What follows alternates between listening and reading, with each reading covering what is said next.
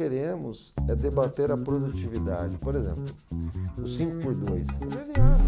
Olá, este é o Poder Entrevista. Eu sou Simone Cafruni, repórter do Poder 360 e vou entrevistar João Galassi, presidente da Associação Brasileira de Supermercados, a Abras. João Galassi é empresário do varejo alimentar, nascido em Campinas, começou sua trajetória na mercearia da família, fundou a rede de supermercados Galassi e tornou-se referência no setor, ao comandar a APAS, a Associação Paulista de Supermercado, e a União Nacional de Entidades de Comércio e Serviços, e ao criar o Fórum da Cadeia Nacional de Abastecimento. Hoje preside a Abras, que representa um setor responsável por cerca de 9% do Produto Interno Bruto, com mais de 420 mil lojas em todo o país e atendimento diário a 30 milhões de brasileiros. Presidente, obrigada por ter aceitado o convite. Eu que agradeço, mãe. Estou à disposição. Agradeço também a todos que assistem a este programa. Essa entrevista está sendo gravada no estúdio do Poder 360 em Brasília, em 10 de dezembro de 2025. Para ficar sempre bem informado, inscreva-se no canal do Poder 360, ative as notificações e não perca nenhuma informação relevante. Presidente, o PAT, o Programa de Alimentação do Trabalhador, criado em 76 para incentivar as empresas a darem vales de alimentação, ele passou a ter distorções com taxas excessivas, regras de exclusividade. O decreto recente buscou modernizar o PAT com um teto de 3,6% de taxa, interoperabilidade entre maquininhas e repasse em até 15 dias. A Abras defende que esse teto reduz custos e pode baratear a cesta de compras. Como assegurar que esse ganho chegue ao preço na gôndola? Boa pergunta, Simone. Na verdade, nós temos um histórico nesse programa que é muito importante resgatarmos. Primeiro, começando que nós trabalhamos no governo anterior para que nós pudéssemos incentivar o arranjo aberto. O governo Bolsonaro conseguiu implantar o arranjo aberto, avançou, mas não avançou o desejado. Por quê? Porque o programa está concentrado em 4 grandes empresas. Isso impedia a competição. Com isso, o governo Lula, através do ministro Marinho, ministro Haddad, eles fizeram uma estrutura de decreto que realmente atacasse todos os problemas. E atacaram de forma efetiva. A primeira delas, eles atacaram exatamente a questão da possibilidade dos consumidores poderem comprar em todos os estabelecimentos. Isso fez com que, fará, na verdade, porque ainda entrará em vigor em breve, fará com que todos os consumidores deixem de fazer uma pergunta que é muito conhecida no setor hoje. Aceita esse vale? Isso acaba com esse decreto. Então, foi extremamente assertivo. Com esse processo de nós termos todos os estabelecimentos que vendem alimentos aceitando o vale alimentação ou vale refeição, automaticamente a concorrência cresce. E é aí que nós vemos a possibilidade de nós termos um avanço muito grande ou na redução da inflação ou na redução dos preços. Inclusive, eu me lembro muito bem num restaurante que eu passei agora recentemente em Minas, tinha uma placa. Nessa placa estava escrito Marmitex, um restaurante, Marmitex, R$10, pago em Pix. Pago em cartão de crédito, R$12. Pago em voucher de alimentação, R$14. Nós estamos falando de Pix para o Marmitex pago com vale em 40% de distância. Então, para você ter uma ideia da situação. Então, eu tenho certeza que esse restaurante, com certeza, ele deve estar hoje com taxas próximas a 15%, que é hoje o que vem acontecendo. A somatória de taxas que nós temos hoje e tarifas, que são mais de 17 tipos, elas somadas, elas batem 15% o valor hoje. Então, óbvio que a hora que nós tivermos a redução desses custos, nós vamos reduzir uma linha de custos muito importante, uma linha de custo muito importante dentro do setor, e com isso nós teremos uma redução, com certeza, dos custos que impacta nos preços com o aumento da concorrência. É uma junção do mesmo ponto. Por outro lado, nós teremos, além da aceitação por parte da população, poder ter acesso a todos os estabelecimentos, o governo atacou o ponto principal desse programa. Porque ao mesmo tempo que ele incentivou o arranjo aberto, forçando com que todas as empresas terão que se tornar arranjo aberto. Esse instrumento que foi a grande mudança estratégica, mas ele não deixou a roda solta. Limitou a taxa em 3,6%, assim como, por exemplo, o Banco Central já fez, por exemplo, com a taxa de débito. Limitou a taxa e limitou o prazo de reembolso, que era outro grande problema, porque num juros de 15% ao mês, nós temos reembolso que acontece até 60 dias. É impossível você ter uma condição de fazer um fluxo decente dentro da sua empresa com uma parte dos recebíveis em 60 dias com juros de 15%. Então, isso também, trazendo a 15 dias, fará com que esse supermercado tenha fôlego, esse restaurante tenha fôlego, essa padaria tenha fôlego financeiro, ao mesmo tempo com uma redução de taxa. Então, automaticamente, também o desempenho econômico dessa empresa irá aumentar. Então, a competição fica ainda maior. E mais um detalhe, que é um outro ponto importante, que vai exatamente na sua pergunta, porque ela é chave. Ela é chave. Nós temos inúmeras empresas fora do mercado, porque elas não conseguem entrar nesse mercado com essas taxas e com esse prazo de reembolso. Então, essas empresas que estão fora do mercado, que especialmente são as menores, elas vão emergir nesse mercado. Elas vão participar desses 200 bilhões que hoje rodam em moedas de vale. Isso vai transformar o pequeno varejo. É uma nova alavanca de incentivo e crescimento ao pequeno varejo. Tanto que o Sebrae, sabendo dessa informação, vendo essa situação, está super empolgado em incentivar e informar a todos os pequenos comércios para que ele saiba que agora ele vai poder participar desse mercado aceitando o Vale Alimentação e Refeição. O Ministério da Fazenda estimou em 7,9 bilhões, né, o fim dos rebates, esse desconto que as grandes operadoras, essas que dominam 90% do mercado, davam aos RHs das empresas para garantir a exclusividade, se pode dizer assim.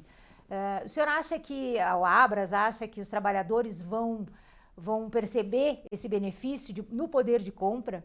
Vão, exatamente porque ele já vai perceber, primeiro na experiência.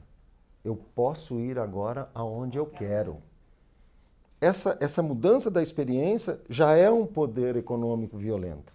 Porque agora eu posso, sabe aquele cara do 14, com certeza ele vai voltar para 12 ou para 10, e ele pode, de repente, ali tem uma experiência melhor, tem uma alimentação melhor, eu posso escolher aquele ambiente.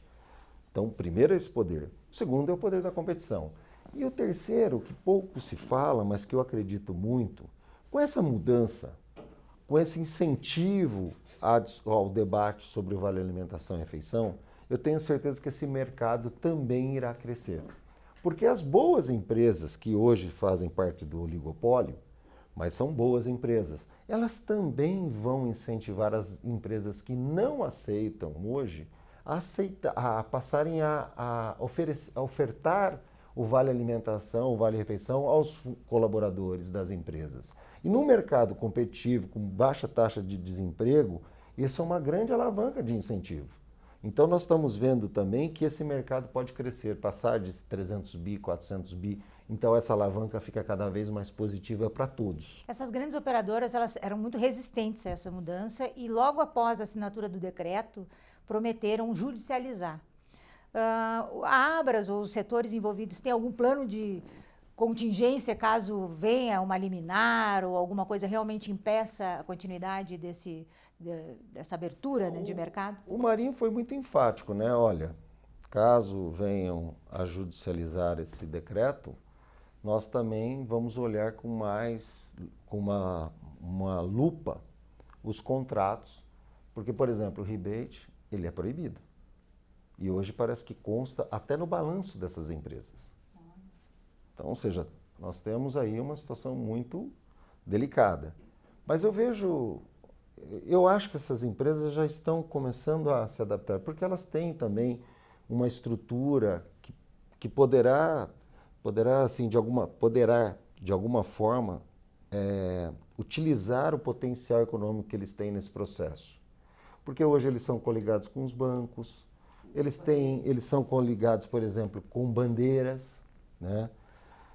E na verdade, a única coisa que realmente fica visível e claro, a imprensa francesa, numa matéria recente, dizia o seguinte: a galinha dos ovos de ouro das empresas francesas estão ameaçadas. Então, ou seja, por que está ameaçada? Por que nós somos galinhas dos ovos de ouro? Por que nós temos que ser os explorados? Eles operam em mais de 50 países. 30% do resultado dessas empresas saem do Brasil. Por causa das taxas, né? Exato. Quem está pagando essa conta? Né? De um programa social. Um programa social. Nunca se pode se esquecer disso.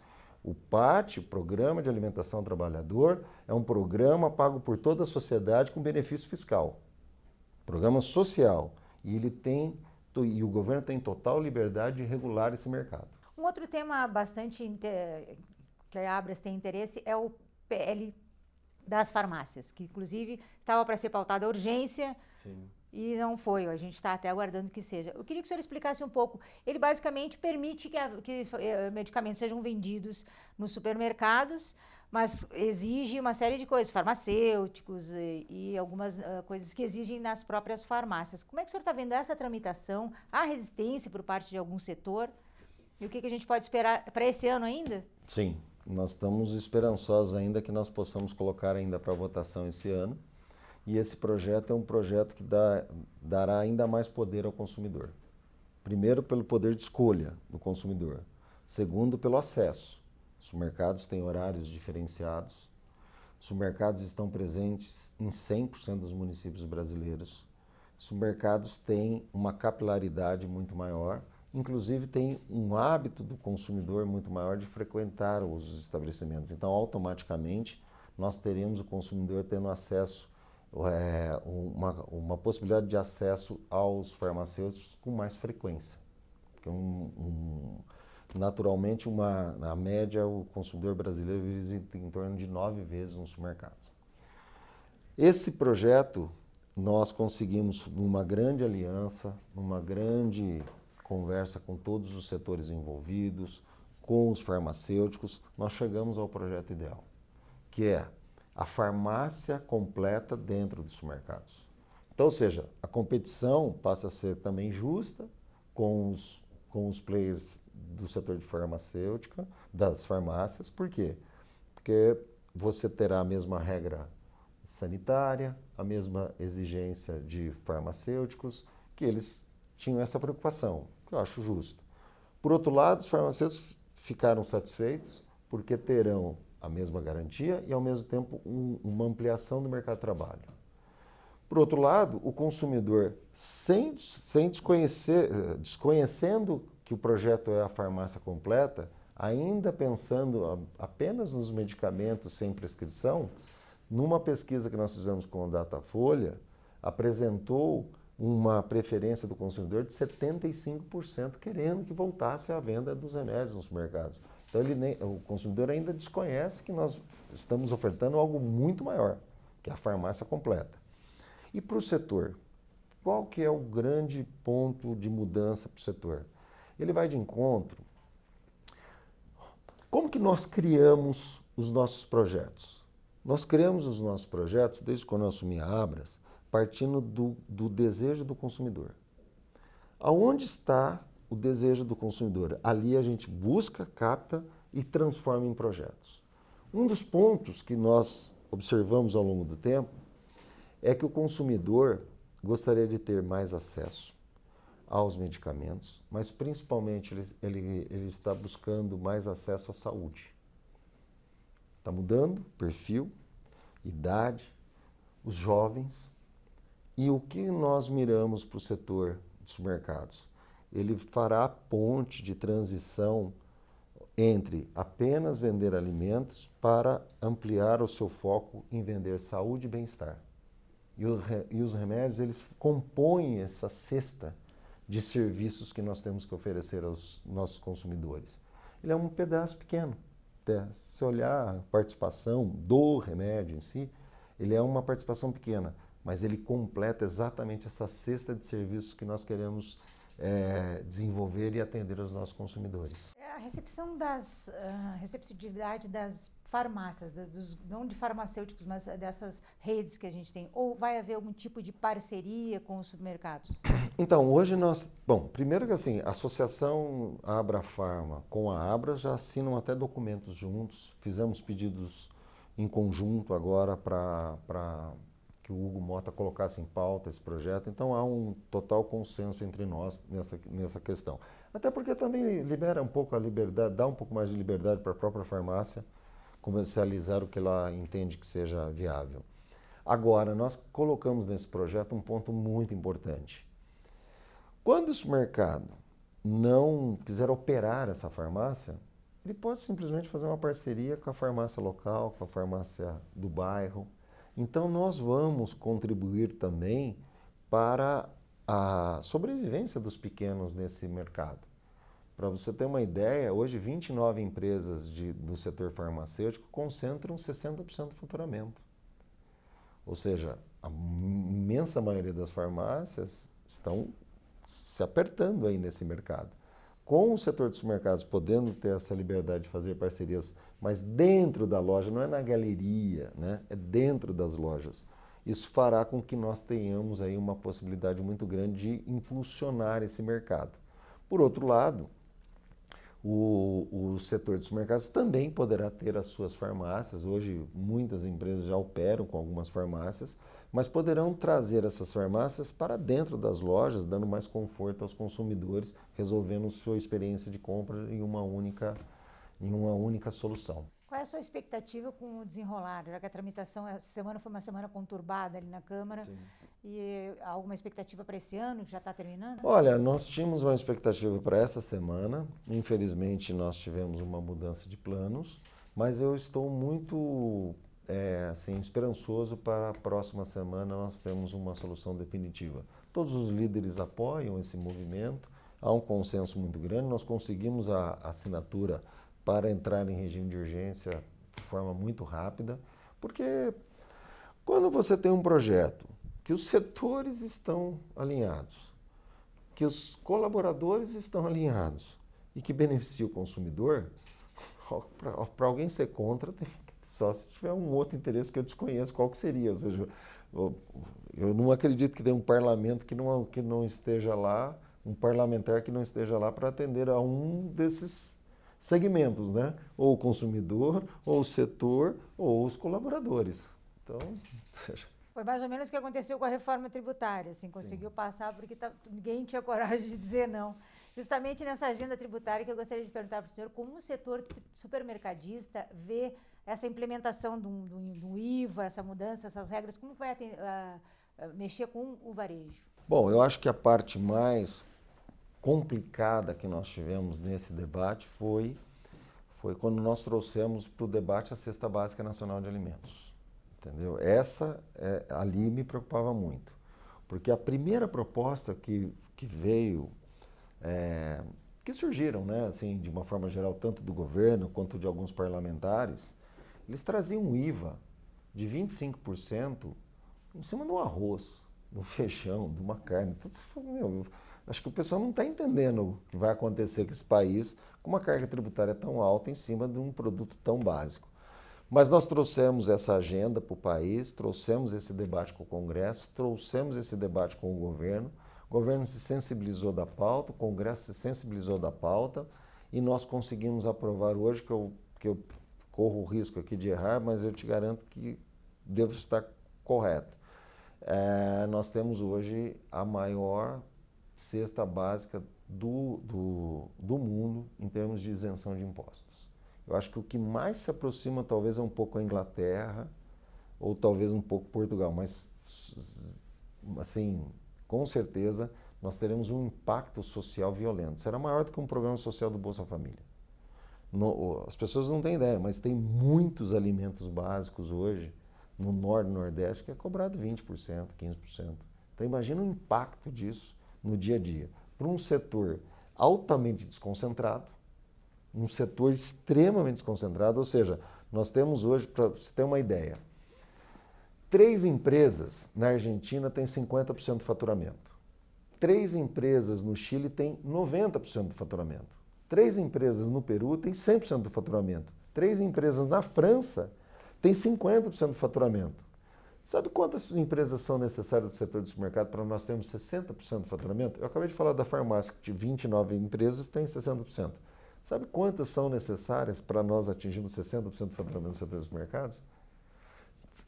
É muito difícil as pessoas acertarem, porque a distância é muito grande com relação ao mundo. Nós estamos falando de 1.250 empresas. Só no Simples Nacional nós temos 300 mil empresas. Esse é o setor mais democrático que existe no país. É um setor extremamente importante para a sociedade, porque além de ele empregar muito, ele emprega com qualidade. Por quê? Porque você tem inúmeras empresas operando. Então você tem a obrigação de ter um departamento comercial, um departamento financeiro, uma área de TI, uma área contábil. Então isso transforma o varejo como um todo no país e transforma os empregos no país. Então, nós temos hoje, direta e indiretamente, conectado 9 milhões de pessoas trabalhando no setor. Então, é um setor extremamente importante. Com isso, obviamente que nós vamos conseguir atender aí todas essas demandas através da reforma tributária com a cesta básica. Por outro lado, o todo da reforma tributária foi um projeto extraordinário, importante para o país. Nós vamos agora fazer as adaptações necessárias, começa com a questão dos sistemas. Nós já temos empresas que nós indicamos para o governo para que ela participe dos projetos iniciais. Essa empresa dará para nós os passos e nós informaremos o setor como conduzir esse processo em suas empresas. Nós estamos tranquilos com isso. Acho que nós temos nessa reforma tributária uma mudança extraordinária, uma possibilidade de redução da sonegação, a possibilidade de nós termos maior eficiência e cá para nós, né? Assim, hoje o setor dos mercados é difícil ter 5 empresas ou 6 empresas que operam em mais de 4 estados. Nós não temos. Por quê? Porque é muito difícil, cada estado é uma regra. Todas as empresas internacionais que vieram para o país tentaram entrar em todos os estados. Não sobraram uma. Mesmo o Carrefour teve que adotar um sistema nosso aqui, que é o atacarejo. Pão de Açúcar já saíram. O Açaí virou uma empresa aberta na Bolsa. E o Dia quebrou. Ou seja, inúmeras empresas foram embora. Por quê? Porque não consegue operar nesse mercado.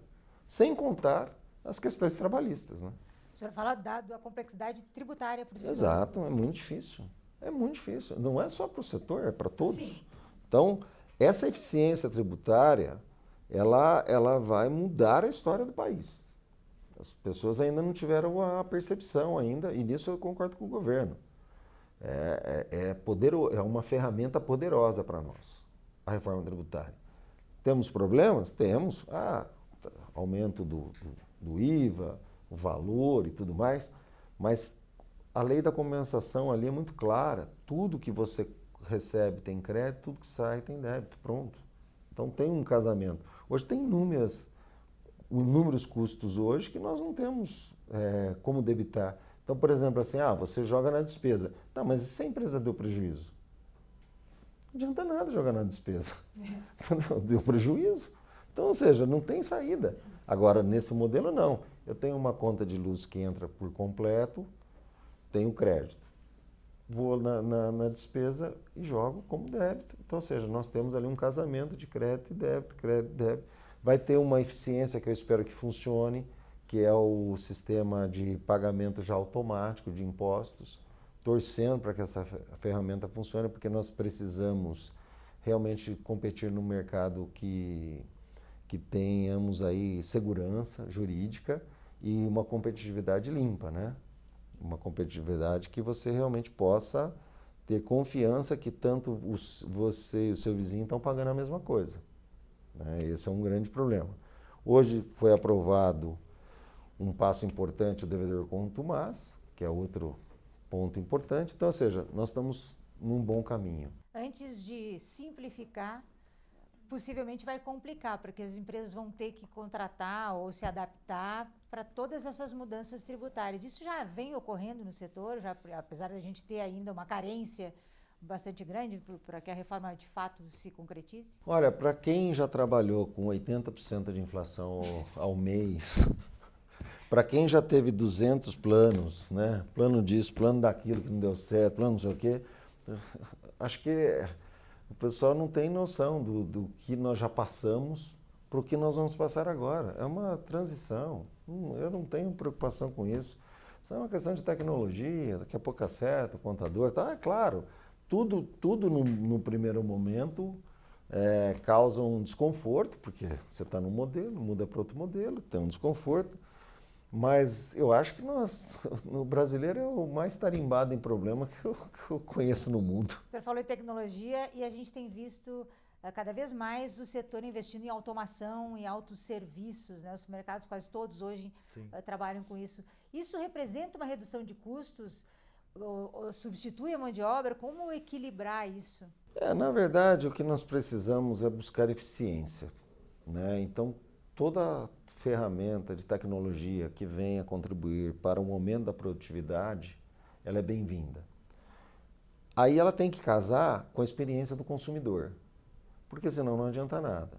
Muitas pessoas falam assim, olha, eu acabei com o meu, em outros segmentos, eu acabei com o meu sistema de atendimento ao cliente no telefone.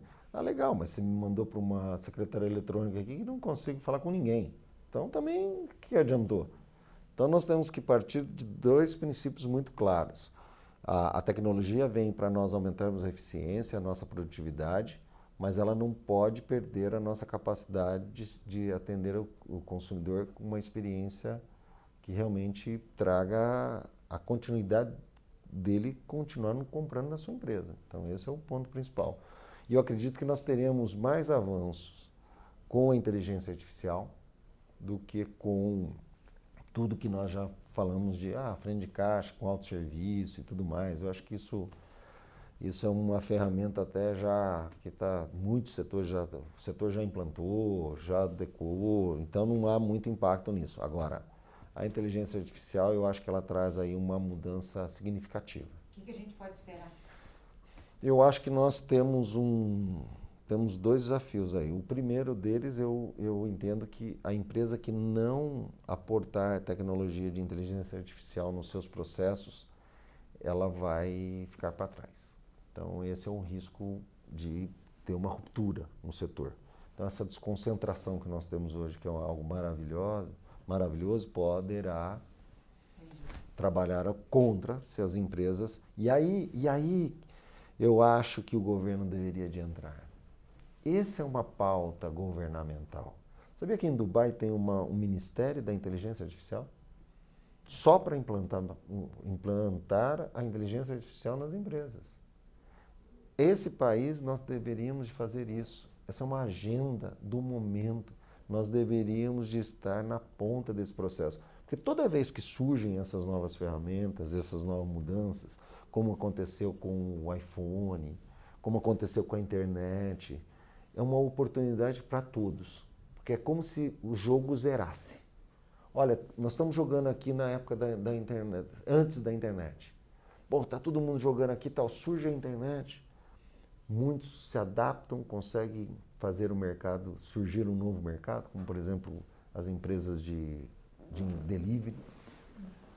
Ganham aquele mercado e naquele momento, antes desse processo, elas nem existiam. Então, de repente, o dinheiro mudou de mão, o mercado mudou. Então, beleza. Daí, outros momentos vieram, o iPhone, outras mudanças. E aí agora, e toda vez que isso acontece, é como se o jogo zerasse. Uma mega big empresa vai ter que competir com um pequeno empresário que ele terá a mesma força, a mesma capacidade do que essa big empresa. E isso muda completamente o jogo. Então, quando eu vejo isso, eu vejo, nossa, olha que oportunidade o mundo está passando. Nós, brasileiros aqui, estamos passando por uma oportunidade tremenda. O Brasil deveria de abraçar esse movimento. Falar assim, não, deixa comigo, a bola está comigo, vamos embora. E aí sim, nós diminuiríamos o risco da concentração nos setores. Porque as empresas que já adotaram a inteligência artificial estão sendo muito mais produtivas. Esse assunto de inteligência artificial tem muito a ver com a minha próxima pergunta, porque o presidente Lula andou falando que a redução da jornada de trabalho é uma das bandeiras que ele deve levantar. Se fala muito, né, reduzir a escala 6 por 1. Como é que isso pode afetar o setor? E se isso, de uma forma, com a utilização de IA e utilização, inclusive, dessas automações, isso pode permitir que essa escala, de fato, mude? Como é que vocês avaliam isso? O primeiro movimento que nós fizemos nesse sentido foi dar a liberdade para o colaborador e para o empresário atuarem no mundo que hoje existe, que é o mundo do Uber, do motoboy. Hoje já existe esse mundo. Mas no setor que emprega, que paga todos os impostos, que tem carteira assinada, que é no nosso caso, ele não existe. E o que nós gostaríamos? Que nós tivéssemos dentro desse debate a possibilidade de você contratar um colaborador por hora. E que esse colaborador pudesse ter esse direito, porque a partir do momento que ele tem esse direito, se nós fizermos um contrato por hora, tanto o colaborador ter assinado e nós termos assinado, o colaborador tem todo o direito de dizer naquela semana seguinte se ele vem trabalhar, se ele não vem, que horário que ele gostaria de entrar, que horário que ele gostaria de sair. Aí nós saímos dessa amarra de 5, de 3, de 4, de não sei o quê. Então, ou seja, é a liberdade total. A liberdade total para que esse trabalhador possa utilizar as suas horas de trabalho da forma que lhe convém. Se nós reduzirmos para 40 horas, nós só vamos empurrar esse trabalhador para o Uber, para o motoboy, nós vamos jogar esse colaborador para fora do mercado formal. Para fora. Por quê? Porque se eu mantenho 44 horas, eu não estou dizendo que todos os trabalhadores têm que trabalhar 44 horas, eu estou dizendo que é o seguinte, no nosso modelo, na nossa proposta, eu estou dizendo que o trabalhador que quiser ganhar mais trabalha as 44 naquela semana, o outro que tem um casamento, que tem que estudar para uma prova, trabalha menos. Na outra ele compensa trabalhando mais, mas ele que faz a tua jornada. E as empresas precisam se adaptar a esse modelo, que é isso que o jovem gostaria. Essa liberdade total. Estou vindo trabalhar, posso trabalhar, trabalho menos, trabalho mais, trabalho quantas horas eu achar necessária para o meu dia a dia. E para nós seria o ideal, porque nós queremos ver o trabalhador contente, satisfeito, produtivo, e essa agenda é a agenda que nós defendemos, uma agenda de liberdade total através do sistema horista. Essa PEC nós conseguimos colocar em pauta no Congresso, ela já está na Câmara, e dentro desse debate que nós estamos vendo, nós gostaríamos de ter essa oportunidade de debater essa proposta. Agora, nós estamos no ano eleitoral, nós sabemos que a agenda muda, é a agenda eu preciso marcar um gol rápido. Ah, vamos tocar 40, vamos tocar 5, vamos tocar não sei o quê. Bom, mas quem paga essa conta? Quem vai pagar essa conta é o consumidor. Beleza. É isso que nós queremos? É isso que nós queremos? Para nós vamos nos adaptar conforme a lei for definida. Se for definido desse jeito, beleza. Se for de outro, tudo bem. Mas o que nós queremos é debater a produtividade. Por exemplo, o 5x2, ele é viável. Nós já estamos fazendo alguns testes em algumas lojas, em algumas operações. Teremos dificuldades, teremos alguns pontos, né, de como acertar essa agenda de fato, mantendo a produtividade, mantendo o atendimento ao consumidor e mantendo a possibilidade de abrir aos domingos. Porque aí tem uma outra agenda, ninguém está pensando no consumidor também. Então, mas nós temos condição de trabalharmos essa agenda com profundidade. Mas ela, de fato, aumenta a carga, né, de custo.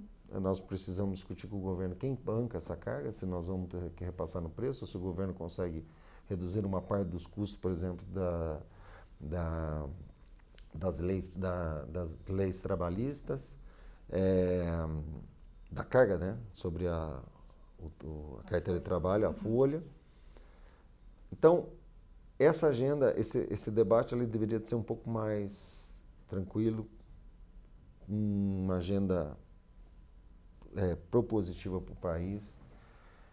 Entendemos a necessidade de debate, está na nossa agenda, queremos debater. Agora, se nós formos atropelando, colocando de qualquer forma, com certeza essa agenda não fecha. Agora, tem total apoio do setor e da Abras a discussão e o debate sobre essa agenda. Nós entendemos como importante, está no nosso calendário de debates e achamos que é muito razoável e importante esse debate. Vou voltar um pouquinho para dentro do supermercado. Hoje saiu os índices de inflação, saiu o IPCA. O preço dos alimentos são sempre os vilões, né? O preço dos alimentos é sempre o vilão.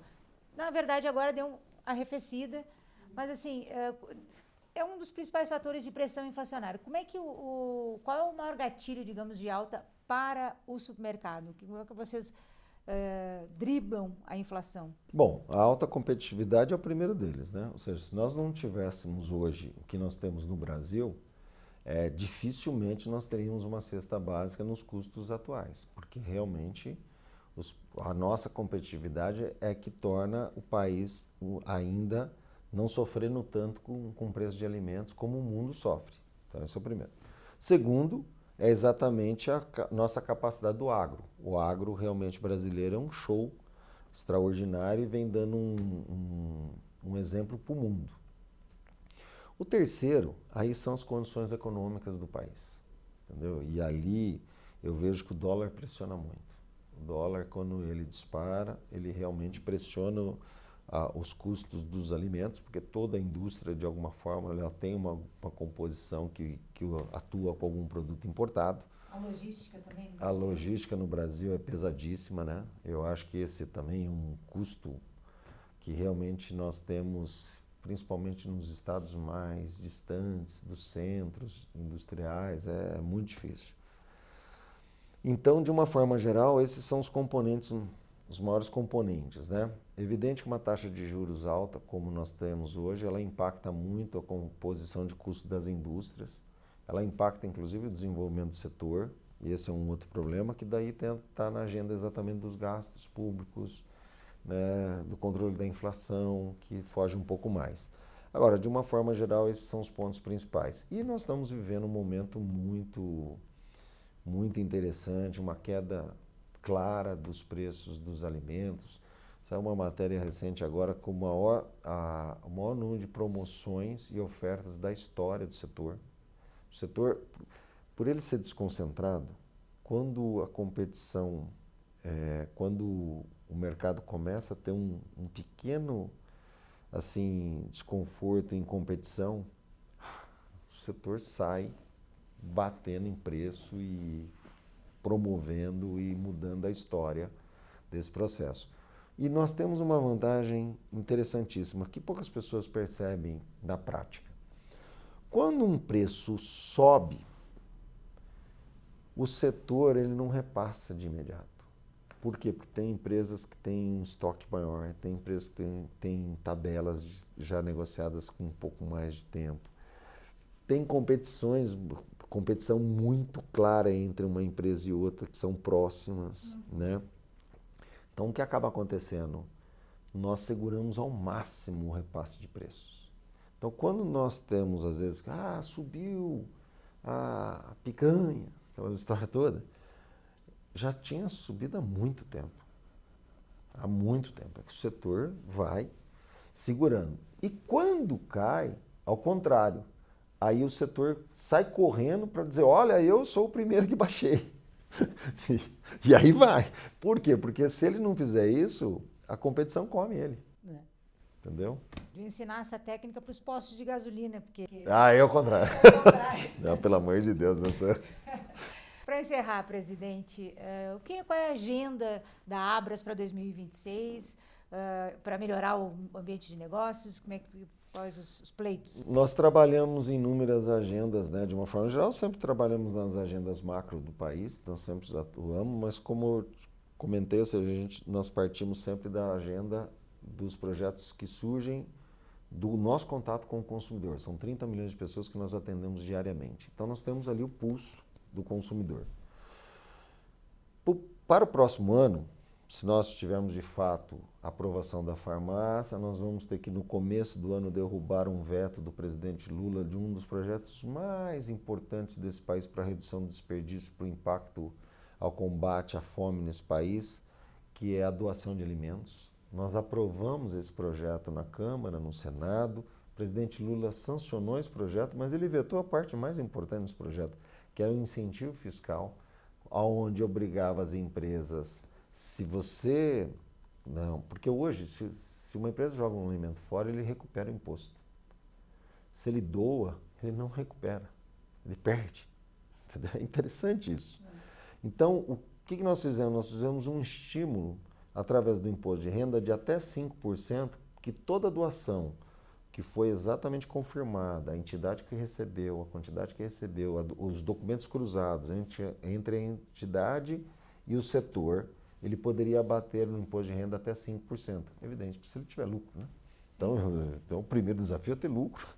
Num setor que até 2%, 3% é a nossa margem, o resultado final, né? É um negócio muito apertado.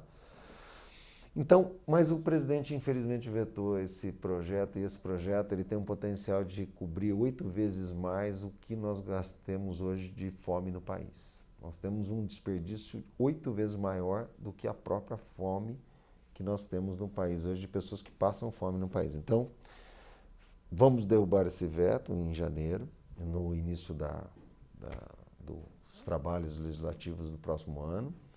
Vamos aprovar a farmácia. Feito isso, nós temos um outro projeto importante, apresentado pela Bia Kicis, que é onde nós damos o poder de informação ao consumidor para que ele saiba que isso tem no mundo inteiro, só não tem no nosso país e nos países da América Latina. É impressionante. 80% dos produtos que nós comercializamos hoje, eles no mundo inteiro, eles têm uma informação adicional para o consumidor, dizendo o seguinte: olha, a partir dessa data que venceu, ele pode até continuar sendo consumido, mas você não vai encontrar mais a mesma crocância, o mesmo sabor, mas você pode continuar sendo consumido, porque ele não irá fazer nenhum mal para você. É um arroz que vence do dia seguinte, é o café, é uma massa, enfim. Essa informação o consumidor hoje brasileiro não tem. Então, para ele, tudo venceu, tudo tem que ser jogado fora. Na prática, no mundo não é assim. Então, por exemplo, você pega a Espanha e a França, ela tem uma lei impressionante sobre o setor dos mercados. Ou você tem, a partir daquela data, que chegou a data do vencimento, mas aquele produto é classificado como o melhor consumir até, ou best before, o setor dos mercados é obrigado a rebaixar de forma muito clara o preço daquele produto. Segundo passo, ele tem que doar aquele produto. Terceiro passo, ele tem que levar para compostagem. Ele não pode ir para o lixão. Deu a seriedade do problema? Nós não, nós infelizmente aqui jogamos fora e não damos o direito do cliente saber se ele poderia ou não consumir. Não damos o direito de saber se o cliente pode ou não doar aquele alimento. Nós perdemos essa janela de oportunidade. Só no setor dos mercados são 4 bilhões.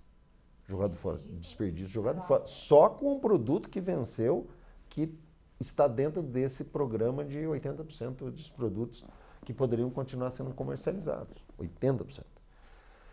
E fora o que vence na casa do consumidor, que esse é o maior problema.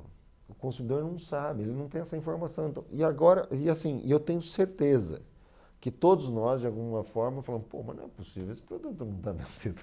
E já comeu, utilizou, ou seja... Né? E nós temos isso, não é só em alimentos, nós temos em limpeza, nós temos em higiene, nós temos produtos até de vazão, nós temos até numa graxa de sapato. Pô, uma graxa de sapato. E ainda, né? Então não faz nenhum sentido. Então, esse também é um projeto que nós precisamos derrubar esse veto, aprovar a farmácia. Já conquistamos a cesta básica, conquistamos a questão do voucher alimentação e refeição. Temos outros projetos que nós estamos trabalhando também, de interesse também do setor e do consumidor, mas eu acho que uma grande agenda do próximo ano, as duas grandes agendas, a primeira é discutir e debater a questão do 5x2. Eu acho que é uma agenda importante, uma agenda para o país, para o setor e para os nossos colaboradores. É um ano voltado ao debate sobre o colaborador. E o segundo, que é um enfrentamento do discurso fácil, que hoje nós estamos tendo um problema muito grave e que está impactando o consumidor, que são os furtos de gangues nas lojas. Aquele discurso do roubou um chocolate, que a pessoa, não sei o quê. Sem perceber, o governo federal resolveu esse problema. O governo federal com o Bolsa Família, com os programas sociais, esse pequeno furto acabou na loja, praticamente não existe. O que nós temos hoje são os furtos qualificados das pessoas que realmente vão lá para fazer um furto absurdo de inúmeras picanhas, inúmeros azeites, só produtos que possam ser revendidos. Durante o dia. Durante o dia? Durante o dia. E é vergonhoso. É um negócio assim absurdo. E nós temos inúmeras fraquezas nesse sentido com relação às leis, com relação a como nós podemos utilizar essas informações, as imagens, cruzamento dessas imagens com a polícia. Ou seja, nós temos inúmeras questões que nós podemos debater sobre esse processo e que ele tem uma relação muito parecida com o devedor contumaz. O devedor contumaz ele prejudicava toda a sociedade, né? Essa pessoa com essas gangues, elas também prejudicam toda a sociedade. Outro dia teve um post de um supermercadista que ele me enviou dizendo o seguinte: pô, João, quase que eu não tinha condição de vender o azeite agora na Páscoa e levaram tudo. Então, assim, e nós estamos tendo esse enfrentamento. Então, os colaboradores e a segurança dos consumidores e do patrimônio da empresa serão os dois projetos de maior interesse do setor. Chega ao final esta edição do Poder Entrevista. Em nome do Jornal Digital Poder 360, eu agradeço ao entrevistado João Galassi por ter aceitado o convite. Agradeço também a todos que assistiram esse programa. Essa entrevista foi gravada no estúdio do Poder 360 em Brasília, em 10 de dezembro de 2025. Para ficar sempre bem informado, inscreva-se no canal do Poder 360, ative as notificações e não perca nenhuma informação relevante. Obrigada e até a próxima.